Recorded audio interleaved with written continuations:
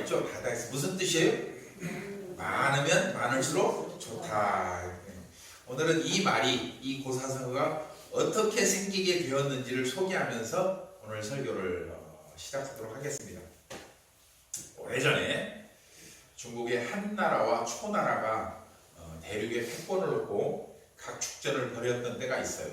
그것을 기록한 소설이 초한지라고 하는 소설인데, 한나라 왕은 유방이었고 초나라 왕은 항우였어요.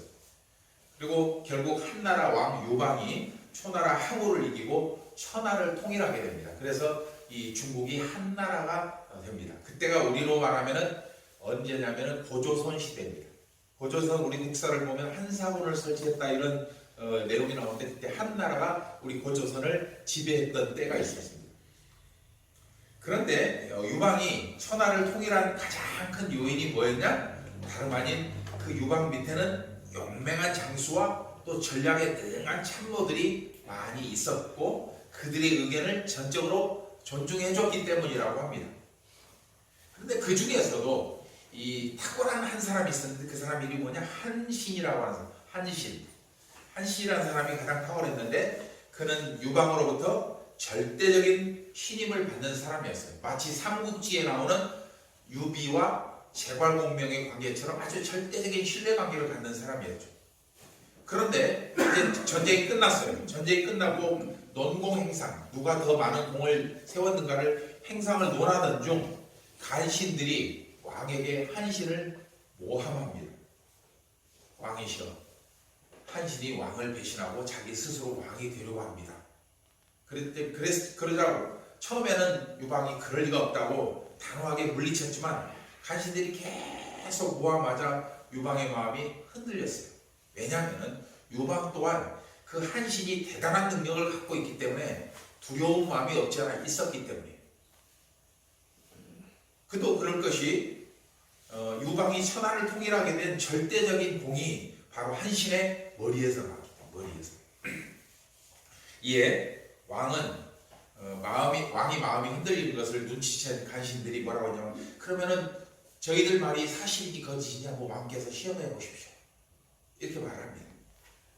그래서 이제 유방이 그렇게 하기로 하고 드디어 어전 회의가 열렸는데, 모든 대신들이 앞에 쫙 도열에 서 있을 때 한신은 맨 앞자리에 있습니다. 왜냐하면 최측근 참모니까 가장 높은 자리에 있으니까. 그러니까 한신에게 왕이 이렇게 질문을 드립니다. 한신아, 네가 보기에 나는 몇 명의 사람을 거느릴 능력이 있다고 생각을 하느냐? 이렇게 물어봐요. 그랬더니 한신이 예, 폐하. 제가 보기에 폐하는 10만 명의 사람을 거느릴 능력은 있습니다. 여러분, 이 말을 듣고 왕이 기분 나쁠까요? 기분 좋을까요? 한나라 왕인데 10만 명밖에 못 거린다는 거 기분 나쁘잖아요. 당연히 불쾌하죠. 그러나 이 유방은 겉으로 내색을 하지 않고 두 번째 질문을 다시 듭니다. 그러느냐? 그러면은 한신, 너는 몇 명의 사람을 거느릴 능력이 있다고 너 스스로 생각하느냐? 이렇게 말했어요. 그랬더니 한신이 말하면 예, 폐하, 저는 다다익선이로소이다. 뭐말, 저는 많으면 많을수록 좋습니다. 천하를 통일하는 황제는 겨우 10만 명을 거느릴 능력이 있는 반면에 부하인 한신은 많으면 많을수록 좋다고 말을 했으니 어찌 왕이 화가 나지 않겠냐는 거예요. 이에 막 한신이 막 모발대발하면서 네가 그럴 수 있냐 하는 왕에게 한신이 이런 말을 합니다. 폐하가 거느릴 수 있는 10만 명의 부하는 저처럼 유능하고 용맹한 장수들이 10만 명인 반면에, 제가 거느릴 수 있는 다다익선의 사람들은 그저 장군의 명령에 따라 수족처럼 움직이는 졸개들일 뿐입니다. 이렇게 말합니다. 명언이죠. 그러니까 한신의 말에는 유방을 배신할 의도가 있어요, 없어요? 전혀 없고, 오히려 왕에게 충성을 다짐하는 충성 맹세가 그 속에 들어있었던 거죠. 하지만 그 한신의 충심을 깨닫지 못한 유방은 결국 간신들의 꼬임에 빠져 충신이면서 최고의 전략가인 한신을 죽이고 맙니다. 그래서 사형장을 향해 가던 한신이 이런 명언을 또 남깁니다. 교토사 양구팽이라는 단어인데, 이걸 줄여서 우리는 토사구팽이라고 합니다. 뭔 말이냐면은 뭐예요? 토끼 사냥이 끝나면 그동안 토끼 사냥에 써먹었던 사냥개를 삶아 먹는다는 거예요. 그러니까 그 말은 다른 말로는 쓸모가 없어지면은 그냥 가차없이 처단해버린다는 그런 아주 현실 세계의 냉엄한 것을 표현하는 보사 성어예요. 왜 그랬을까요? 한신은 자격지심이 있었다고 그랬잖아요. 왜냐면 유방은 한신이 워낙에 탁월했기 때문에, 천재였기 때문에, 한신이 전략만 짜면 모든 게 다 이겼기 때문에, 그래서 한신을 오해했던 것이죠. 이처럼 유방은 한신이 말한 자신의 가치와, 즉 10만 명의 장군을 거느릴 수 있는 그 가치와 능력을 깨닫지 못한 채 간신들의 꼬임에 빠져서 충신을 죽이는 실수를 저질렀습니다. 그 이유가 뭘까요? 유방은 평소 한신에 대한 비교의식과 열등감이 있었기 때문에, 그도 그럴 것이 유방이 어디 출신이냐면 길거리 삼류 양아치 출신이었어요. 술꾼이었어요. 그런데 그에게 한 가지 좋은 장점이 있었는데, 그게 뭐냐면 사람을 잘 사귀고 사람에게 덕을 베푸는 성품이 있었어요. 그러니까 그 사람을 중심으로 많은 사람이 모였는데 그 모인 사람들 중에 한 사람이 바로 한신이었던 거예요. 그러니까 자기는 삼류 양아치 건달인데 나머지 사람도 대단한 사람들이잖아요. 그러니까 이 자격지심이 있을 수밖에 없는 거죠. 천하를 통일하는 왕임에도 자신의 능력과 그 지도력과 덕을 믿지 못하고 스스로에 대한 자존감이 낮았기 때문에 그런 일이 생긴 거죠. 비교의식, 열등감. 사람들은 보통 비교의식, 열등감 같은 그런 심리적인 현상은 자신보다 능력이 낮은 사람에게 나타나는 현상이라고 생각해요. 그렇죠? 그러니까 좀 세상에서 좀 부족한 사람, 뒤처진 사람들에게 그런 자격지심, 열등감이 나타난다고 생각하는데 절대로 그렇지 않습니다. 오히려 남보다 더 많이 가지고, 남보다 더 많이 배우고, 남보다 더 능력 있는 사람이 오히려 비교의식과 열등감에 사로잡히는 경우가 훨씬 많다는 거예요. 여러분 요즘 드라마 보세요. 드라마 속에 보면은 못 사는 사람이 열등감에 사로잡혀 있습니까? 잘 사는 사람이 열등감에 사로잡혀 있습니까? 잘 사는 사람. 전부 다 잘 사는 사람. 그런데 아예 남과 비교할 것 자체가 없는 사람은 그런 열등의식을 가질 가능성이 오히려 적습니다. 욕심 자체가 없으니까. 또한 그런 사람들에게 열등감이 나타난다고 해도 그들이 가지고 있는 열등감은 대부분 뭐냐면은 생존에 관한 문제, 즉 먹고 사는 문제예요. 그래서 그 먹고 사는 문제만 해결하면은 뜯다 씻고 배부르니까 편하게 사는 거예요. 반면 갖출 것 다 갖추고 배울 것 다 배운 사람에게 나타나는 비교의식과 열등감은 그런 생존의 문제가 아니고 병적인 현상입니다. 즉 가진 사람에게 나타나는 열등감은 소유의 많고 적음의 문제도 아니고 업적이나 성취의 문제도 아닌 마음의 문제라는 거예요.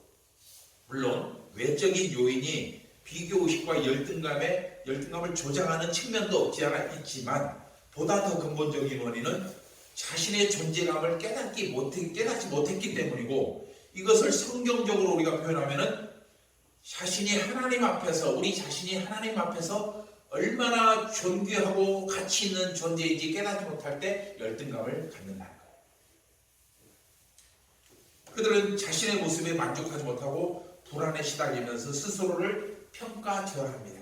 너는 아무 쓸모가 없는 패배자일 뿐이야. 스스로가 그렇게 보는 거죠.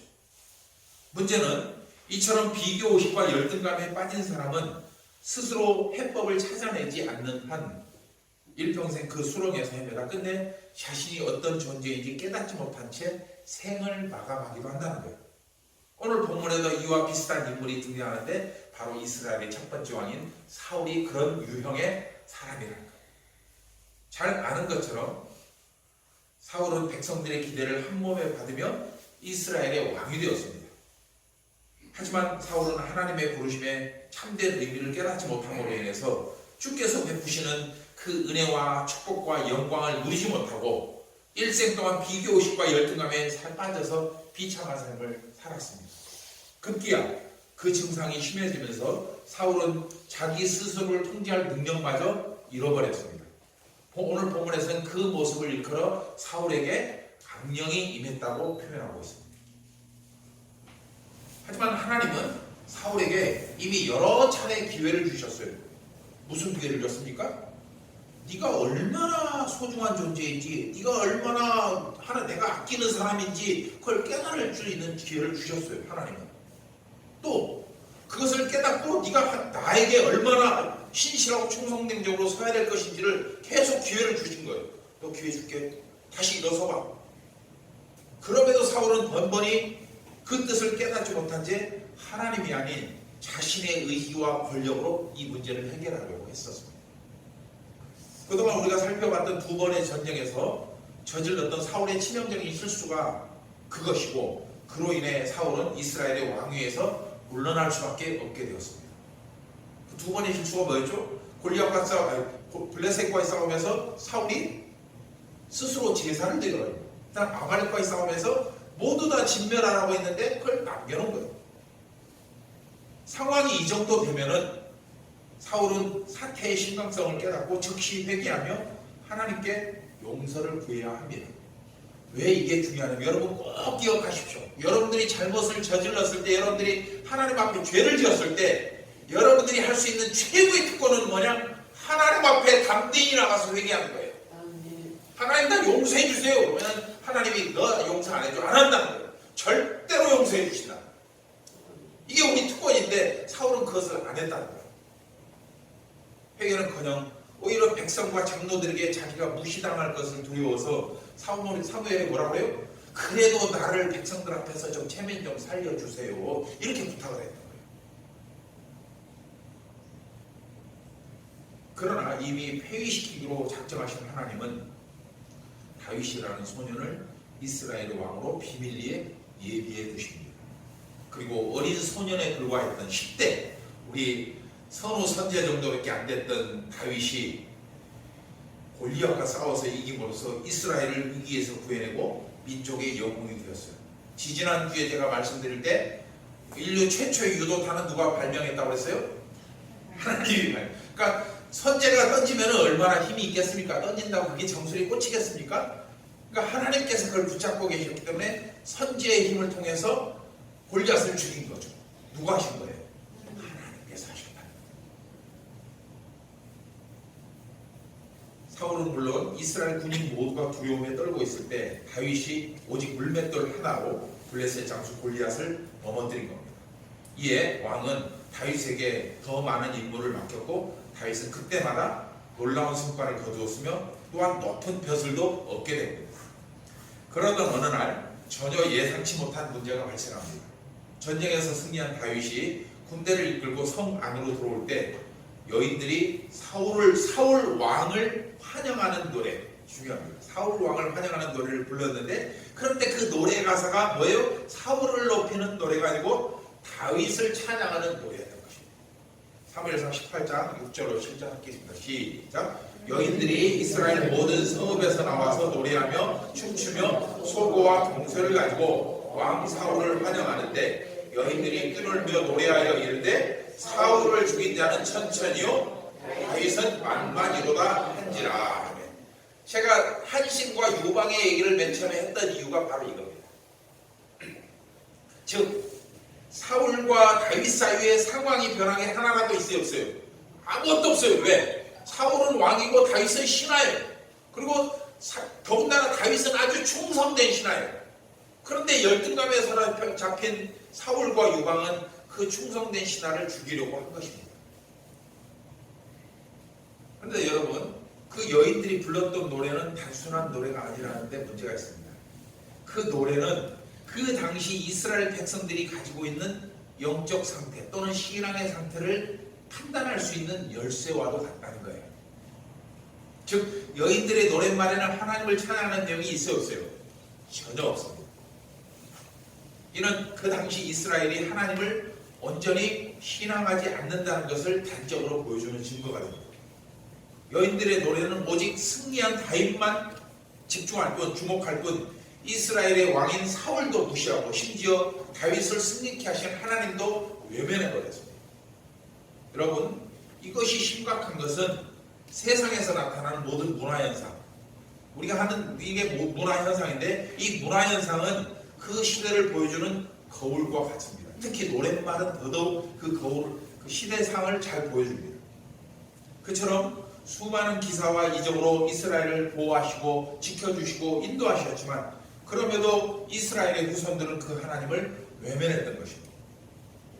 이것을 우리의 현실에 적용해 보면 오늘날 세상이 교회를 비난하고 조롱하는 것은 어쩌면 교회가 세상 사람들에게 그렇게 보였기 때문입니다. 이해하시겠어요? 오늘날 세상 사람들이 우리 교회를 조롱하는 것은 우리가 그렇게 그들에게 보여졌기 때문입니다. 세상보다 더 이기적이고 세상보다 더 독선적이고 세상보다 지극히 더 정치적인 정치 편향적인 행동을 교회가 공공연하게 잘해가고 있기 때문입니다. 교회가 세상을 걱정하는 것이 아니라 오히려 세상이 교회를 걱정하는 시대가 된 것이에요. 교회 괜찮아? 제발 좀 잘 좀 해봐. 우리를 위로해줘야 되고 우리가 왜 너희들을 위로해줘야 돼? 세상이 그렇게 보고 있다. 이것이 무엇을 의미할까요? 이것은 오늘날 교회와 그리스도인이 목숨을 걸고 감당해야 할 사명을 잃어버린 대표적인 현상입니다. 반면 본질도 아니고 영혼을 살리는 일도 아닌 그런 일에 교회가 헛된 에너지를 낭비하고 있기 때문입니다. 오늘 본문에서 여인들이 부르는 노래가 바로 그와 같다는 거예요. 아무 쓸데없는 건데 그걸로 인해서 분란만 일으키고 사람을 죽인다는 거예요. 그 노래는 사울에게 뭔만 일으켰어요? 열등감만 불러일으키고, 반대로 만약에 다윗이 그것을 제대로 받았다면 교만을 부추길 뿐 어떤 유익도 없는 노래예요. 그렇잖아요? 그렇다면 여러분, 블레셋과의 전쟁은 누구의 전쟁이었으면 또 승리는 누구의 승리였습니까? 하나님께서 일으킨 전쟁이었고 하나님께서 승리하신 전쟁이었습니다. 겉으로는 다윗이 승리의 주인공처럼 보이지만 그러나 이 전쟁은 하나님께서 다윗을 통해 이루신 승리였던 것이죠. 아멘. 그리고 다윗 또한 여인들은 모르고 사울도 모르고 이스라엘 군인들도 모르지만 다윗은 이 사실을 분명하게 알고 있었습니다. 사무엘상 17장 45절 함께 읽어보겠습니다. 시작. 다윗이 블레셋 사람에게 이르되 나는 칼과 단창으로 내게 나아오거니와 나는 만군의 여호와의 이름 곧 네가 모욕하는 이스라엘 군대의 하나님의 이름으로 내게 나아가노라. 아멘입니다. 남들은 다 몰랐어요. 근데 다윗은 알고 있어요. 이 전쟁이 내가 누구의 힘을 의지해서 간다? 하나님을 의지해서 간다는 걸 알고 있어요. 하지만 여인들은 그로 인해 자신들의 말로 인해서 어떤 안타까운 일이 벌어질지도 모른 채 세상의 시각으로 사울 앞에서 다윗을 찬양했습니다. 그런데 이와 정반대되는 사건이 성경에 또 등장합니다. 어떤 내용이냐면 출애굽기를 보면은 애국 군대가 이스라엘 추격하다가 홍해에 다 빠져 죽는 것을 보면서 그 바다를 보면서 모세와 이스라엘이 부른 노래가 바로 그런 노래입니다. 출애굽기 15장 1절로 2절 함께 읽어봅시다. 시작. 이때 모세와 이스라엘 자손이 이 노래로 여호와께 노래하니 일러스되 내가 여호와를 찬송하리니 그는 높고 영화로우시며 말과 그 탄자를 바다에 던지셨음이로다. 여호와는 나의 힘이요 노래시며 나의 구원이시로다. 그는 나의 하나님이시니 내가 그를 찬송할 것이요 내 아버지 하나님이시니 내가 그를 높이리로다. 아멘. 여러분, 이스라엘 백성들이 부른 이 노래 속에 지도자인 모세를 찬양하는 어떤 내용도 없습니다. 오직 하나님만 찬양하고 있는 거예요. 즉 이스라엘은 홍해에서 이룬 승리가 하나님께서 하신 것임을 인정하면서 그에 합당한 찬송과 영광을 누구에게? 하나님께 돌리고 있는 것입니다. 그런데 오늘 본문에서 여인들이 부른 노랫말 그 어디에도 하나님께서 다윗을 통해서 이기게 하셨다는 그런 내용이 없다는 거예요. 즉 여인들은 세상을 통치하시는 하나님의 보이지 않는 손길이 아닌 눈에 보이는 직접 골리앗을 죽인 다윗만을 주목했던 것이죠. 이것은 하나님을 외면하는 사람은 오직 겉으로만 드러난 결과로 모든 것을 판단할 수밖에 없다는 것을 보여주는 증거입니다. 그리고 이 현상은 오직 성공한 사람만을 기억하는 이 세상의 풍조를 그대로 반영합니다. 오직 1등만 기억하고 인정하는 세상인 거죠. 올림픽 경기를 보면 이 현상이 더 두드러지게 나타나는데 특히 한국 선수들에게 그런 현상이 더 나타납니다. 금메달을 못 따면 누구도 기억을 안 해줘요. 그동안 그 선수가 흘린 땀과 피와 눈물은 오히려 그를 비난하는 도구만 될 뿐입니다. 능력도 없으면서 다른 선수에게 양보하지 그런 실력으로 무슨 운동을 하겠다고. 이런 얘기 댓글에 많이 보셨지 않습니까? 오늘 정치할 때도 정치하는 사람들에게도 순수한 마음으로 무슨만 했는데 비아냥거리는 일들을 얼마나 많이 하는지 몰라요. 여러분, 이것은 뭐냐? 이 세상이 한 사람을 평가할 때 얼마나 잔인하고 모질고 천박한 기준을 들이대고 있는지를 보여줍니다. 오직 승자만이 모든 것을 차지하는 세상, 오직 1등만이 그 존재감을 인정받는 세상, 이것이 바로 이 시대가 가진 자화상이랍니다. 하지만 여러분, 돌이켜서 생각을 해보면 그 세상의 모습은 그리스도인인 우리가 그동안 그 세상을 조금도 변화시키지 못했다는 부끄러움을 갖게 만든다.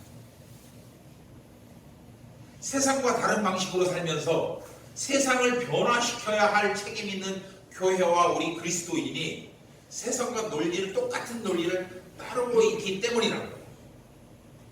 여러분, 교회가 추구해야 할 가치가 성공과 형통뿐이라면 1등이 아닌 2등, 아니 꼴등은 누가 위로해주고 누가 섬길 수 있을까요? 어느 누가 그를 돌봐주겠습니까?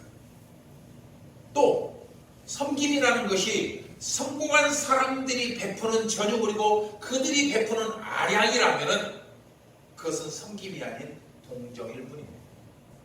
여러분, 섬김은 절대로 위에서 베푸는 게 섬김이 아닙니다. 그 섬김을 하고자 하는 사람이 그 베푸는 사람보다 더 낮아져야만이 섬길 수가 있는 거예요. 우리 착각하면 안 돼요. 우리가 차 뒤에 움을 팠다고 우리가 마치 높은 자리에서 뭔가를 하사하는 듯한 착각을 하시면 안 됩니다. 우리는 그들보다 더 낮아져야만이 그들을 섬길 수가 있는 거예요. 그게 바로 디아코니아 정신. 예수님이 나는 너희 중에 섬기는 자로 있느니라고 했을 때 제자들의 발을 씻겨주셨던 것처럼 더 낮아져서 제자들보다 더 천하고 낮아져서 그들의 발을 씻겨주셨던 것처럼 우리가 세상 가운데 그렇게 하지 않으면 세상을 변화시킬 방법이 없다는 거예요. 따라서 우리는 사울의 모습을 통해 이 시대의 교회와 그리스도인이 감당해야 될 사명을 발견할 수 있어야 합니다. 본문을 좀 더 살펴보겠습니다. 여인들의 노래를 들은 사울이 어떤 반응을 보였습니까? 사무엘상 18장 8절로 9절 함께 읽어보겠습니다. 시작. 사울이 그 말에 불쾌하여 힘이 도하여 이르되 다윗에게는 만만을 돌리고 내게는 천천만 돌리니 그가 더 얻을 것이 나라 말고 무엇이냐 하고 그날로 사울이 다윗을 주목하였더라. 아멘. 여기서 다윗을 주목하였다는 부분을 다른 성경 번역을 보면은 다윗을 시기하고 질투했다고 하고 있습니다. 좀 이해가 더 잘 되죠. 즉 자기 밥그릇을 빼앗으려는 사람을 경계하는 것은 당연한 거예요. 여기서 주목은 뭐예요? 사울이 어떻게든 다윗의 약점을 잡으려고 했다는 그런 표현이기도 합니다. 그동안 살펴본 바에 의하면 사울은 기본적으로 소심한 성품의 소유자가 분명합니다. 혈액형으로 따지면 소심한 A형이라고 할 수 있죠. 이건 낭설입니다. 그런 근거가 없어요. 비록 하나님의 부르심을 통해서 왕이 되었고 또 수많은 전쟁에서 승리를 거두었지만 그럼에도 사울은 항상 의기소침했고 또 자기가 가진 위치에 대한 뜻모를 불안감을 갖고 있었던 것이죠. 그런 상황에서 큰 공을 세운 다윗을 자신과 비교하는 여인들의 노랫소리가 들리니 누구라도 속이 뒤집히지 않을 리가 없었던 것이죠. 하지만 여러분, 그 노랫말은 오직 세상 기준에 의한 평가일 뿐이었습니다. 그런데 그 세상의 평가에 하나님으로부터 세움받은 사울이 그 마음이 송두리째 흔들려버린 거예요.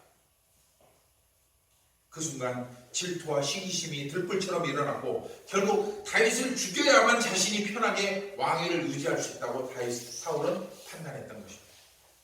그렇다면 여러분, 똑같은 상황에서 그 반대편에 있는 다윗은 어떤 마음을 갖고 있었을까요? 다윗은 그 상황에서 오직 자신은 사울의 충성된 종이라고 생각했습니다. 아니, 그 사울을 세우신 하나님의 종이라고 생각했다. 백성들도 그리고 노래하는 여인들도 심지어 사울마저도 다윗이 이긴 그 승리를 주목했지만 그러나 다윗은 자신에게 승리를 주신 하나님을 주목했던 것입니다. 아멘. 그 결과 하나님은 오직 당신만을 주목하는 다윗을 통해 위대한 구원의 역사, 즉 메시아의 계보를 잇는 조상이 되게 하시는 것입니다. 아멘. 여러분, 바로 이 부분에서 우리는 매우 중요한 한 가지 교훈을 깨닫게 됩니다. 이게 어떤 교훈이냐면 기억하십시오. 모든 사람이 세상의 가치와 기준을 따라갈 때 이 세상 누군가는 이 세상에서 누군가는 그 세상의 기준과 가치를 뛰어넘어 하나님의 음성에 주목하고 하나님의 말씀에 주목하고 그리고 세상의 기준이 아닌 하늘의 기준을 주목하는 사람이 있다는 사실. 아멘. 그리고 하나님은 바로 그 사람을 통해 놀라운 구원의 역사를 이루어 가신다. 아멘. 여러분들이 바로 그 사람들이 되시기를 주의 이름으로 축복합니다. 아멘. 오늘 본문에서 여인들의 노래에 히스테리 반응을 보이는 사울과 달리 다윗이 어떤 반응을 보였는지 전혀 기록이 없습니다. 알 수 없죠. 하지만 다윗이 살아온 모든 삶을 통해 우리는 그가 여인들의 노래에는 전혀 관심이 없고 오직 하나님만 주목했다는 것을 우리는 익히 알 수 있습니다. 만일 다윗이 그때 여인들의 노래를 의식하고 마음에 우쭐한 마음과 교만한 마음이 들었다면 그 후에 다윗의 삶은 굉장히 불편했을 거예요. 왕을 의식하지 않을 수가 없죠. 저걸 언제쯤 몰아내고 내가 왕이 될까 이런 생각 안 하겠어요? 그러나 사무엘서 전체를 살펴보면 다윗이 그런 삶을 살았다는 기록이 없습니다. 오히려 하나님의 마음에 합한 자라는 평가를 봅니다. 사도행전을 보면 그 내용이 나오는데 그리고 다윗은 하나님을 의지하며 자신을 시기하는 왕을 신하로서 성심껏 섬기며 이 질풍노도와 같은 인생의 시간들을 묵묵히 견디며 인내했습니다. 다윗은 자신에게 허락된 인생 드라마의 관객이 딱 한 분이라고 생각했기 때문입니다. 누구죠? 하나님이십니다. 물론 다윗 또한 살아가면서 수많은 실수와 죄를 지었습니다. 사무엘서로 보면 나오죠. 하지만 그럼에도 다윗의 중심은 전혀 흔들리지 않습니다. 제가 여러분들이 죄를 지을 때 실수를 했을 때 여러분에게 주신 가장 중요한 특권이 뭐라고 그랬어요? 회개하는 거라고 했어요. 하나님 앞에 담대히 나아가는 거예요. 다윗이 그랬기 때문입니다. 시편 57편 7절을 보면 다윗이 얼마나 하나님을 향한 확고한 신뢰가 있는지를 잘 보여줍니다. 함께 있습니다. 시작. 하나님이여 내 마음이 확정되었고 내 마음이 확정되었사오니 내가 여호와를 노래하고 내가 여호와를 찬송하리이다. 확실하게 굳어졌으니 오직 내 삶에 나는 누구만 찬양하겠다? 하나님만 찬양하겠다. 따라서 우리가 자신의 인생에서 하나님이 아닌 다른 관객을 의식하면 필연적으로 사울처럼 비교의식과 열등감에 빠지게 됩니다. 그렇다면 이처럼 비교의식과 열등감에 빠진 사람들은 어떤 모습을 보일까요? 오늘 말씀에서 좀 찾아보고 말씀을 정리하도록 하겠습니다. 첫 번째로 지나친 비교의식과 열등감은 스스로를 비관하게 만듭니다. 8절에 그 내용이 나오는데 여러분 여인들이 부른 노래는 오늘날 연예인들이 얻는 인기처럼 거품입니다. 다윗의 인생과 인생의 본질과는 전혀 무관하다는 거예요. 그냥 거품이에요. 순식간에 사라지는 거예요. 즉 우리의 인생의 옳고 그름을 판단하는 분은 오직 하나님 한 분뿐이심을 우리가 살아가는 모든 날 동안 기억해야 된다는 거예요.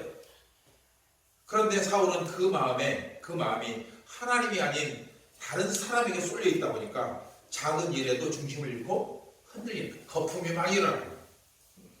하나님이 주신 그 역할만 집중하면 되는데 다른 것을 신경 쓰다 보니까 사울이 본질까지 잃어버렸던 것입니다. 마음이 불안해지고 과연 내 인생이 어떻게 불확실해지고 상대방을 의심하게 되고 스스로 좌절하게 되고 이런 생각이 든 겁니다. 그런데 여러분 우리도 이 사울과 비슷한 경험들을 하면서 살아갑니다.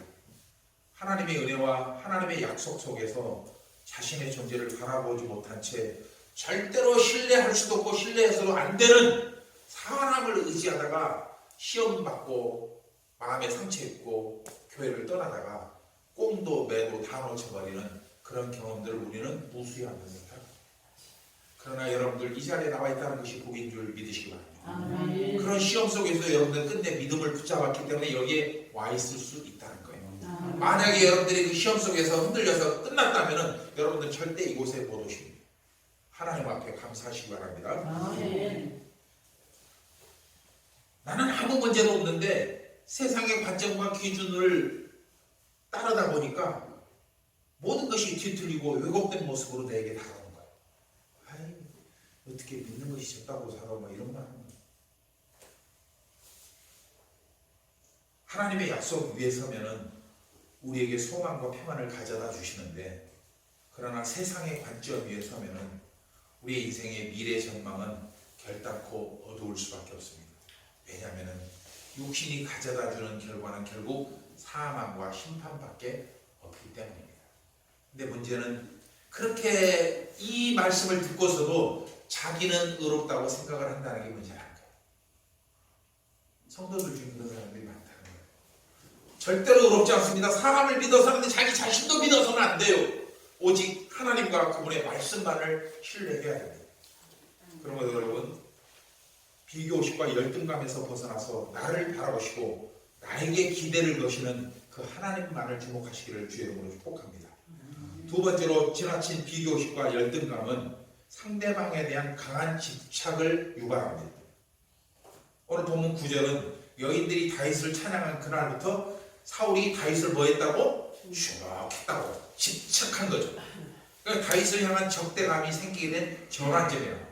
즉 사울은 전부터 다윗을 바라보았는데 그때 바라보던 것은 완전히 다른 시선으로 지금 다윗을 바라보고 있는 거예요. 신경 쓰이는 거예요. 다윗이 하나의 일거수일투족이 자기와 비교되는 거예요. 다윗은 오직 신하로서 사울을 충실히 섬겼을 뿐인데 그 변한 게 아무것도 없는데, 그러나 사울은 그 다윗을 의식하고 견지하느라고 왕으로서 해야 될 일을 놓쳐버린 거죠. 여러분, 왕이 할 일이 뭡니까? 왕이 할 일. 자신이 직접 나서서 전쟁을 하고 이러는 게 아니라 충성된 부하를, 용맹한 부하를 뽑아서 그들에게 일을 맡기는 거예요. 그리고 믿어주는 거예요. 이게 왕이 할 일이에요. 그런데 그것보다 이스라엘의 왕으로서 우선하는 사명이 있어요. 그게 뭐냐? 이스라엘 백성들이 하나님의 통치권에 순종할 수 있도록 왕이 믿음의 본을 보여주고, 이게 더 우선하는 일이라고. 하지만 사울은, 그리고 앞에 소개했던 한나라 왕 유방은 가장 충성된 신하인 다윗과 한신을 의심하고 죽이려고 했던 것입니다. 여러분, 이처럼 열등감과 집착은 자신의 정체성뿐 아니라 그 인생이 헤쳐나가야 할 방향마저 잃어버리게 합니다. 세 번째로, 지나친 비교의식과 열등감은 자신을 다스리지 못하고 끝내 통제불능의 상태에 빠지게 만듭니다. 오늘 본문 10절에서 두 사람이 들고 있는 물건을 통해서 우리는 그것을 얻을 수가 있습니다. 다윗은 뭘 들고 있었어요? 수금을 들고 있었어요. 사울은 창을 들고 있었어요. 즉 다윗은 사울을 위해서 수금을 들고 그 수금을 연주하고 있지만, 반면 사울은 자신을 치료하는 다윗을 죽이기 위해서 창을 들고 있는 거예요. 우연이 아니에요. 왜? 그것은 어쩌면 의도적으로 창을 들고 있을, 그러니까 사울에게 지금 발작이 일어났는데 그 발작은 거짓 발작일 가능성이 높아요. 왜? 두 번이나 정확하게 정조준에서 창을 던졌잖아요. 만약에 하나님께서 다윗을 보호해 주시지 않았다면 거기서 다윗은 절명했을 것입니다. 즉 사울의 발작은 어쩌면 거짓 발작이었을 가능성이 높다는 거죠. 그런데 이것을 다른 각도에서 바라보면 이 악신에 붙들린 사울은 뭐냐? 이미 자신을 통제할 능력을 상실했다는 것을 보여주기도 합니다. 이스라엘의 왕인 사울과 그리고 다윗, 이 두 사람 중에서 두려워할 사람은 오히려 다윗이었잖아요. 그렇지 않아요? 왕을 두려워하지. 다윗이었지만, 그러나 다윗은 아주 마음을 편하게 먹고 오직 왕이 고침을 받기 위해서 수금을 연주하는 반면, 사울은 그 다윗이 두려워서 창을 던졌던 것입니다. 자기 통제력을 잃고 평안이 없는 사람에게 나타나는 전형적인 모습이죠. 오늘날에는 그런 사람을 일컬어 정신병자라고 합니다.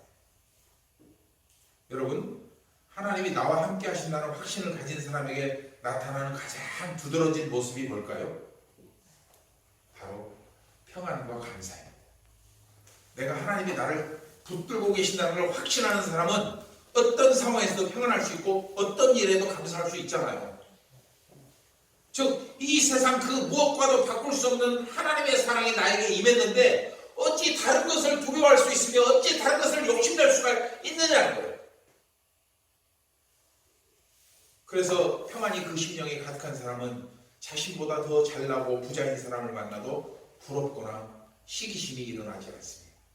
여러분 중에 부럽거나 시기심이 일어난다면 여러분 그 사람을 미워할 게 아니고 여러분 자신의 믿음을 돌아보시기 바랍니다. 왜냐하면 비록 금과 은이 내게는 지금 없지만 나에게는 그 사람이 갖지 못한 보물이 있어요. 그게 뭐죠? 예수 그리스도가 나에게 있다. 아멘. 할렐루야. 그리고 그 예수님이 가져다 주시는 위로와 평안이 나에게 있기 때문에 다른 게 부럽지 않은 거예요. 그렇다면 여러분 좀 입장을 바꿔서 신앙생활을 굉장히 잘해요. 근데 돈도 많아요. 그 다음에 많이도 배웠어요. 자식들도 잘 돼요. 하는 것마다 그냥 모든 건 잘 돼요. 그런 사람들이 여러분 주변에 있다면 어떻게 될까요? 얼굴도 예쁘고 키도 크고 건강하고 운동도 잘하고 우리 학교 다닐 때 다인이 그런 거 같이 학교 다니면서 그런 사람 보면 참 제일 얄밉지. 제가 독일에서 그랬다고 했잖아요. 카이스트 박사, 물리학 박사인데 공부를 하는데 저는 독일어 공부하면서 헬라 공부하면서 아무리 해도 안 헤어지는데 이 친구가 저한테 뭐라고 하잖아요. 저보다 나이가 몇 살 어리니까 목사님 저는 한 번만 읽으면 다 외워지던데 그냥 주먹을 한 대 때려요. 진짜로 그랬다니까요. 천재, 그 사람은 진짜 천재. 박사학위 두 개예요. 물리학 박사, 신학 박사. 어디냐면 지금 감신대에서 서울신대에서 가르치고 있어요. 그런 사람도 있어요. 만약 그렇다면 여러분 어떻게 되느냐? 어떻게 하시겠어요? 시기심이 날까요? 질투가 날까요? 그럴 수 있습니다. 그러나 그 상황에서 여러분들이 할 수 있는 최선은 그 사람이 가진 것을 시기하거나 질투하는 게 아니라 그 사람이 어쩌면 그렇게 온갖 것을 그 하나님이 주신 은혜를 누릴 수 있는지 그 원인을 찾아내고 그것을 내가 갖기 위해서 나도 그를 따라가는 겁니다. 아멘. 여러분 시험 볼 때 컨닝은 어때요? 선재 컨닝 해봤어 안 해봤어? 컨닝은 엄청 나쁜 거죠? 그런데 신앙생활에서의 컨닝은 엄청 좋은 겁니다. 나보다 잘 되는 사람을 보고 따라가는 거예요. 아이고 저 사람이 잘 되니까 에이 참 잘난 체 하기는 그러고 나 혼자 독약 청청할 것 같아요? 절대로 그렇지 않습니다. 그 사람이 잘 되는 데는 반드시 이유가 있어요. 뭐예요? 하나님 앞에서 하나님이 인정해 주신 게 있기 때문에 잘 되는 겁니다. 그렇다고 내가 못됐다고 하나님이 나를 인정해 주지 않는다고 생각하면 진짜 그건 더 큰 문제예요. 같은 그리스도인임에도 내게 없는 것을 가진 사람을 시기하는 것이 아니라 그가 어쩌면 그렇게 많은 것을 갖게 되었는지 그 원인을 찾을 수 있어야 합니다. 그러면 틀림없이 내게 없는 신앙의 장점이 그에게서 발견될 것입니다. 그게 뭘까요? 우리 알고 있어요. 남보다 기도를 더 열심히 해요. 남보다 섬김을 더 많이 해요. 남보다 더 헌신이 높아요. 남보다 더 성실해요. 더 많이 노력해요. 순종해요. 그런 사람들에게 하나님의 형통함이 나타난다. 아멘. 그러나 이 모든 것보다 그 사람에게서 발견하고 또 본받아야 할 핵심 요소는 뭐냐? 그로 인해서 그 사람이 갖고 있는 평안이다. 여러분이 평정심을 잃어버린 운동선수는 자신이 가진 실력의 절반도 발휘하지 못합니다. 왜냐하면 그 마음속에 불안감이 있기 때문에 판단력을 떨어뜨리기 때문이죠. 오늘 본문에서 모든 것을 소유한 사울이 다윗을 시기하거나 불안해할 일이 전혀 없습니다. 적어도 겉으로는 그렇게 보이지만은 그래서는 안 됩니다. 그저 사울에게 다윗에게 관용을 베풀기만 하면은 다윗은 어떻게 할까요? 목숨을 바쳐 왕에게 충성해요. 그런데 판단력이 흐려진 사울은 그것을 깨닫지 못하고 오히려 다윗을 죽이려고 했던 것이죠. 결국 사울은 하나님의 임재의 상징인 평안을 잃어버림으로써 두려움에 빠졌고 이를 만회하기 위해서 애꿎은 다윗만 공격을 했던 거예요. 여러분, 우리가 하나님이 어떤 분이신지를 더 깊이 알수록 우리 자신이 얼마나 어리석고 흉악한 죄인인지를 깨닫게 됩니다. 기억하십시오. 여러분들이 믿음이 깊어질수록, 신앙의 연주가 길어질수록, 말씀을 더 깨달을수록 여러분이 깨달아야 하는 것은 내가 얼마나 하나님 앞에 어리석고 부족하고 흉악한 죄인인가를 깨달아야 합니다. 하지만 그 놀라운 진리를 깨닫는 성도는 그 심령의 불안과 시기심이 질투심이 일어나는 게 아니에요. 그걸 깨닫는 순간 성령께서 그 밑에서부터 짠하게 우리를 위로해 주시고 평안을 주시는 것을 느끼게 됩니다. 세상에서는 그런 걸 깨달으면 좌절감에 빠지지만 우리가 그것을 믿는 사람이 그걸 깨달으면 그것은 우리에게 복이 된다는 거예요. 반면 내가 잘났고 똑똑하고 다른 사람을 하수로 여기는 사람에게는 성령의 위로도 평안도 없습니다. 왜? 그 마음에 이미 교만이 자리 잡고 있기 때문에. 그러므로 여러분, 이 말씀을 오래전에 사울의 이야기가 아닌 지금 여러분의 자신의 이야기임을 두려움과 떨림으로 깨달을 수 있기를 주여 부탁드립니다. 아멘. 내가 그리스도인으로서 얼마나 부족한지 겉으로는 양의 탈을 쓰고 있지만, 그리고 사람들이 부러워할 만한 직분과 물질과 모든 것들을 갖고 있지만 그 심령에는 온갖 욕심과 탐욕, 시기와 질투, 그리고 불안과 초조로 가득한지 이 시간 오늘 말씀을 통해서 여러분 자신을 정확하게 바라보셔야 된다. 아멘. 그리고 통회하는 심정으로 우리의 허물을 주님 앞에 고백하시기 바랍니다. 아멘. 그럴 때 주님은 여러분에게 위로와 평안으로 가득히 채워주실 것입니다. 아멘. 그리고 여러분, 물질과 권력의 마음을 빼앗겨서 모든 것을 욕심과 탐욕의 눈으로 바라보지 말고 나를 통해서 이루기를 원하는 하나님의 뜻, 하나님의 마음, 하나님의 비전 안에서 여러분 자신이 해야 할 일이 무엇인지를 깨닫기 바랍니다. 아멘. 다른 사람과 경쟁하지도 말고 비교하지도 말고 시기하지도 말고 오직 하나님 앞에서 여러분 자신의 존재를 정확히 깨달으시라. 아멘. 그리고 순종함으로 여러분을 향한 하나님의 부르심을 완성해 나가시기 바랍니다. 그리고 아멘. 그렇게 주님을 신뢰하는 여러분의 심령에 부어주시는 하나님의 위로와 평안을 마음껏 누리며 복된 삶을 사는 여러분 모두가 되시기를 주의 이름으로 축복합니다. 아멘. 기도하겠습니다. 거룩하신 아버지 하나님, 오늘도 말씀을 통해서 우리 자신의 부족함과 그럴수록 하나님께 모든 것을 맡겨야 한다는 진리를 깨닫게 하심을 감사드립니다. 아멘. 이스라엘 왕국에서 그보다 더 높은 사람이 없고 그보다 더 부유한 자가 없었지만 그럼에도 하나님께 감사하지 못하고 평안을 누리지 못한 사울을 통해서 이 시대에 우리가 행해야 할 믿음의 길을 발견하게 하심을 또한 감사드립니다. 아멘. 무엇보다 하나님은 나 자신을 사랑의 눈으로 주목하고 계심을 잊지 않게 하심으로써 어떤 상황에서도 주님이 주시는 위로와 평안을 놓치지 않는 우리 모두가 되게 하여 주시옵소서. 특별히 나보다 잘나고 앞서가는 사람을 보면서 나 자신의 부족함을 비관하거나 시기하는 어리석음을 범하지 않게 하여 주시옵소서. 반대로 나보다 못한 사람을 경멸하는 그런 바보 같은 삶을 살지 않게 하여 주시옵소서.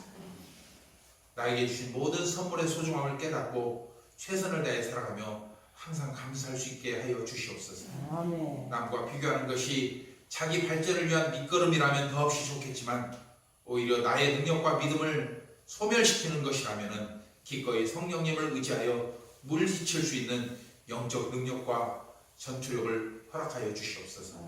이제 2021년도 한 달 남았습니다. 그동안 모든 시간들이 주님의 은혜 말고는 설명할 길이 없음을 감사드립니다. 오늘 말씀을 통해서 새롭게 결단하여서 남은 시간을 주님이 기뻐하시고 또한 나 자신에게도 보람되며 위로와 평안이 많은 복된 시간들이 되게 하여 주시옵소서. 마음속에 부담되었던 일들, 차일피일 미루며 지냈던 일들, 또 마음에 감동은 있었지만 이 핑계 저 핑계로 외면했던 주님의 일들을, 특별히 성도들과 불편했던 관계들을 해결하면서 2021년 한 해를 연말을 맞이할 수 있도록 성령께서 위로와 용기를 부어 주시옵소서. 그래서 우리 설린의 모든 성도들이 올해가 가기 전에 자신에게 주어진 사명을 다 마친 그런 기쁨과 보람과 자유와 평안을 맛보고 또 누리는 올 한 해가 되게 하여 주시옵소서. 아멘. 감사드리고 예수님의 이름으로 기도드리옵나이다. 아멘. 아멘.